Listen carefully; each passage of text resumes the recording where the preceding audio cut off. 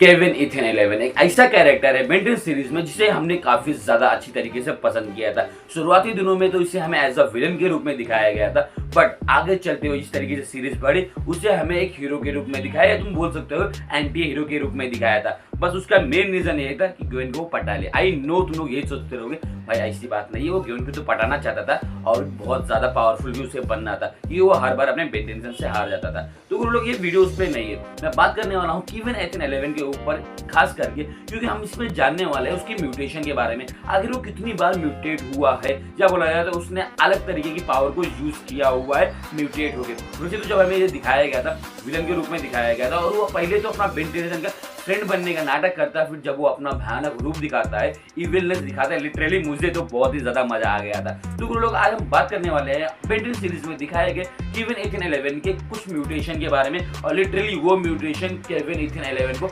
बहुत ज्यादा ही पावरफुल बना देता है।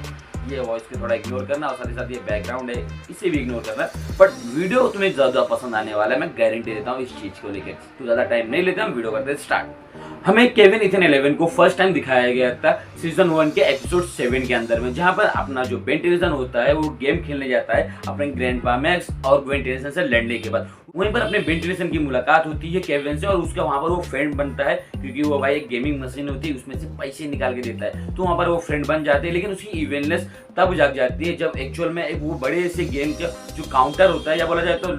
घर जैसा होता है या गोदाम जैसा भी होता है, इसे तुम बोल सकते हो, वहां से वो पैसे या कुछ और चीज चोरी करने के लिए जाता है। तो वहीं पर हमें पता चलता है कि केविन एक्चुअल में थोड़ा सा इविल है और अपने बेन 10 को फंसा के वो भागने की कोशिश करता है। और एपिसोड के एंड के अंदर में हम देखते हैं कि एक्चुअली में उसने बेन 10 की कुछ पावर को एब्जॉर्ब कर लिया हुआ है, और हमें पता चलता है कि केविन के पास ऐसी पावर है जो किसी की भी चीज को या मैटर को भाई एब्जॉर्ब कर सकता है और उसे बाद में यूज भी कर सकता है। तो वहां पर जब वो ओमनिट्रिक्स को एब्जॉर्ब किया होता है, उसकी पावर को एब्जॉर्ब किया होता है, तो सबसे पहले वो बनता है पायरोनाइट, यानी हाफ पायरोनाइट और हाफ ह्यूमन बॉडी में होता है, यानी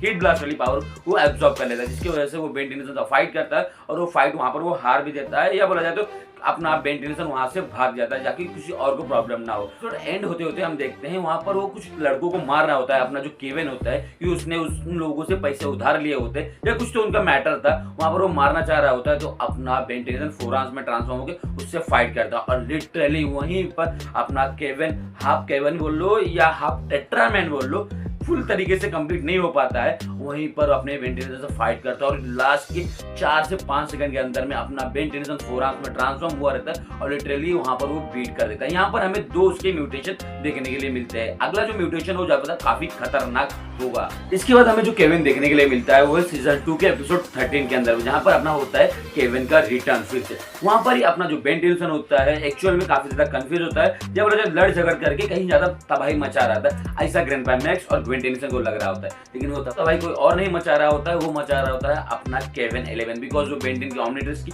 जो पावर्स होते हैं, जो एलियंस की पावर होती है, उसको यूज कर रहा होता है, उस एलियन में ट्रांसफॉर्म हो गया। और लिटरली वो ट्रांसफॉर्मेशन में जब होता है ना, वहीं पर तुम अगर नोटिस करोगे ना, वो जितने भी एलियन का यूज करता है सारे के सारे बेन 10 होते हैं, इवन उसके ही कपड़े पहने हुआ होता है अपना केविन 11, क्योंकि भाई तुम मिस्टेक बोल लो या कुछ और चीजें बोल सकते हो। यहीं पर जब उन लोगों को पता चलता है कि कोई और नहीं है, अपना केविन है, मतलब विलन केविन है, तो उससे वो फाइट करने के लिए जाता है बेन 10। लेकिन एपिसोड एंड होते होते एक्चुअल में जो होता है केविन वो ट्रांसफॉर्म होता है एक अलग म्यूटेशन में, जहां पर वो सभी एलियंस की पावर का मिक्सचर हो जाता है, भाजीपाला हो जाता है। लेकिन उस भाजीपाले के अंदर में लिटरली केविन काफी ज्यादा खतरनाक मॉन्स्टर तो दिखाई दे रहा होता है, और बहुत ही ज्यादा पावरफुल भी बन जाता है। जहां पर बेन 10 से फाइट करने का होता है वो काफी सारी फाइट को विन भी करता है, लेकिन एंड होते होते वो समुद्र के अंदर में गिर जाता है। वो होता है उसका लास्ट अपीयरेंस। उसके बाद हमें वो देखने के लिए मिलता है टीम अप करते हुए नलबर्ड वाला सीन, काफी सारी है। लेकिन ये रहे सीजन के अंदर में, मतलब बोला जाए क्लासिक सीजन के अंदर में उसके 3 अलग अलग म्यूटेशन, जहां पे लिटरली वो तीनों ही म्यूटेशन मुझे काफी ज्यादा पसंद आते हैं। इसके बाद हमें वो देखने के लिए मिलता है डायरेक्टली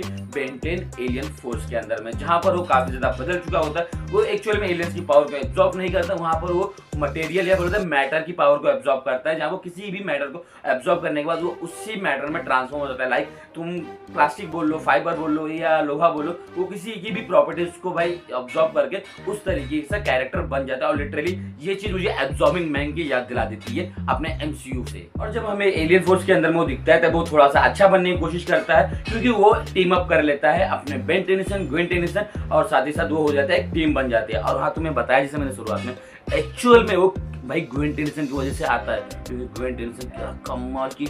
मैं लगा देता हूँ तुम खुद। बवाल चीज है बे, साला सिस्टम मिल जाता है, अपनी पकड़ो। इसके बाद एलियन फोर्स के अंदर में वो एक और बार वो म्यूटेट होता है। एक्चुअल में जब वो लोग ऑमनिट्रिक्स के साथ में छेड़छाड़ कर रहे होते हैं तब ऑमनिट्रिक्स फट जाती है एक्चुअल तरीका से, उसमें से कई सारे एलियंस निकल जाते हैं और वहीं पर ऑमनिट्रिक्स से अपने केविन को म्यूटेट कर देती है। जो जो उसने पावर यूज किया होता है उसकी पूरी बॉडी के थ्रू हमें देखने के लिए मिलता है, लेकिन वो म्यूटेशन एक्चुअली में केविन के लिए काफी ज्यादा वर्थ इट होता है, बिकॉज और एबिलिटीज के साथ में उन पावर का यूज कर पाता है। लाइक अगर वो भाई कैची बना सकता है, तलवार बना सकता है, स्वॉर्ड बना सकता है और भी कई तरीके से अपनी पूरी बॉडी को यूज कर सकता है। इवन वो काफी अच्छा और पावरफुल कैरेक्टर भी दिखने लगा था। लेकिन इसके बाद जो म्यूटेशन मैं बताने वाला हूँ एक्चुअल में तुम्हें उसके बारे में याद तक नहीं होगा। तुम्हें याद ही होगा एक्चुअल में अपनी जो ग्वेन होती है वो एक बार पास्ट में जाती है और वहीं पर पास्ट में जब वो जाती है तो थोड़ा सा फ्यूचर चेंज हो जाता है, जहां पर अपना केविन अपनी चार्म कैस्टर का गुलाम बन जाता है, क्योंकि चार्म कैस्टर और एक्स-मेन ने मिलकर पूरी दुनिया पे कब्जा कर लिया होता है, बिकॉज अपने ग्वेन टेनिसन ने फ्यूचर की महाभेद एक कर दी थी।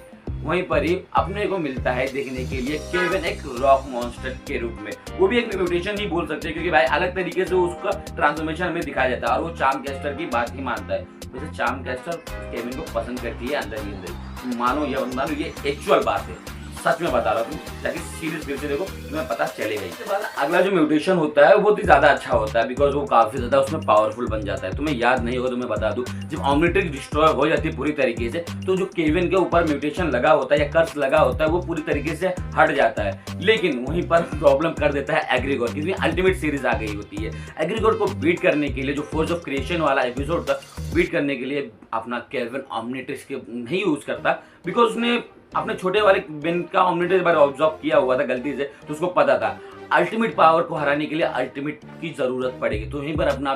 केविन ईथन 11 बन जाता है अल्टीमेट केविन ईथन 11, जिसमें उसके बाद केविन के बाद एक्चुअल में सारे बेन 10 के अल्टीमेट्रिक्स की पावर होती है और लिटरली उसमें वो काफी ज्यादा पावरफुल होता है और वहां पर वो एग्रीगोर को भी हरा देता है, जहां पे अपना बेन टेनिसन एक बार भी नहीं हराया था। उसका रीजन ये था क्योंकि वो उसे रोकना चाहता था, मारना या हराना नहीं चाहता था, बस वो रुक हो जाए एग्रीगोर को, इसलिए वो वहां पर सिर्फ हारता है बार बार बेन टेनिसन। लेकिन अपना केविन उसे हराना नहीं, उसे डिस्ट्रॉय करना चाहता था, बस कुछ रीजंस की वजह से, या बोला जाए तो अपने बेन टेनिसन की बात सुन के वो उसे मारता नहीं, बस उसकी पावर को पूरी तरीके से एब्जॉर्ब कर लेता है और वहीं पर वो थोड़ा सा करप्ट हो जाता है, या अच्छा खासा करप्ट हो जाता है। और लिटरली लास्ट में अल्टीमेट सीरीज में तुमने देखा होगा, अल्टीमेट एको ने उससे अपने सोनिक साउंड की आवाज उससे कैप्चर कर लेता है और जो अपना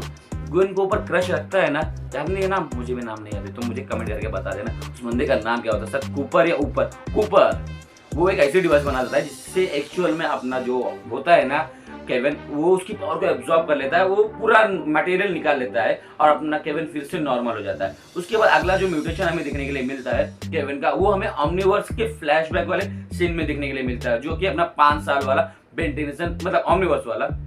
को पावर के, या बोला जाए तो ऑमनिट्रिक्स की पावर को एब्जॉर्ब कर लेता है बाय मिस्टेकली या किसी भी तरीके से, तब हमें देखने के लिए मिलता है और वो बहुत ही ज्यादा भद्दा लगता है मुझे वो म्यूटेशन उसका। ये म्यूटेशन है एक्चुअली में मेरा पर्सनल चीज है, मैं अपनी ओपिनियन बता रहा हूँ कि मुझे वो नहीं पसंद आता है, बिकॉज उसमें अलग अलग तरीके की पावर को, इवन मेरा अपना क्लासिक वाला जो मॉन्स्टर होता है या बोला जाए केविन का म्यूटेशन होता है वो पसंद आता है, लेकिन ऑमनिवर्स के फ्लैशबैक वाला तो बिल्कुल नहीं पसंद आता। हाँ, लेकिन ऑमनिवर्स में जो अपना 16 साल का बेन टेनिसन का ऑमनिट्रिक्स जब वो एब्जॉर्ब करता है, या बोला जाए तो जो बंदे को बेवकूफ बनाने के लिए एब्जॉर्ब करता है, वो काफी ज्यादा मुझे सही लगता है, क्योंकि वो काफी ज्यादा भयानक और भद्दा दिखाई देता है और लिटरली वो चीज काफी ज्यादा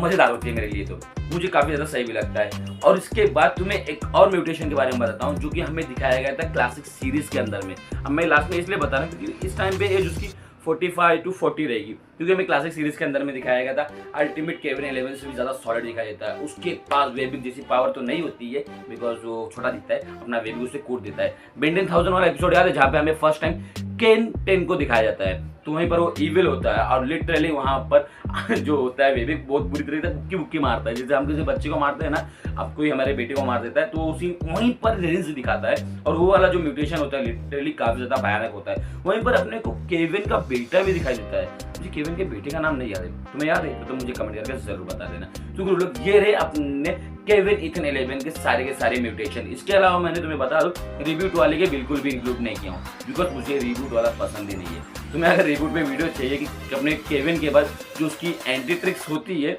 उसमें कितने सारे एलियंस और एलियंस का नाम क्या है और साथ ही साथ उन एलियंस की पावर क्या है, उस पर वीडियो बना दूंगा, लेकिन अगर तुम लोग कमेंट करोगे तो मुझे रिबूट नहीं पसंद है, इसलिए मैं इस पर वीडियो ही नहीं बनाता, इवन मैंने देखा ही नहीं है उसको, सही बता रहा हूँ। तो लोग तुम लोगों को वीडियो कैसी लगी है, अच्छी लगी हो, बुरी लगी, जैसी भी लगी प्लीज कमेंट करके जरूर बता देना, और अगली लॉन्ग वीडियो किस टॉपिक पे लेके आऊँ ये भी बता देना। मैं मिलता हूँ नेक्स्ट वीडियो में, तब तक के लिए सायोनारा।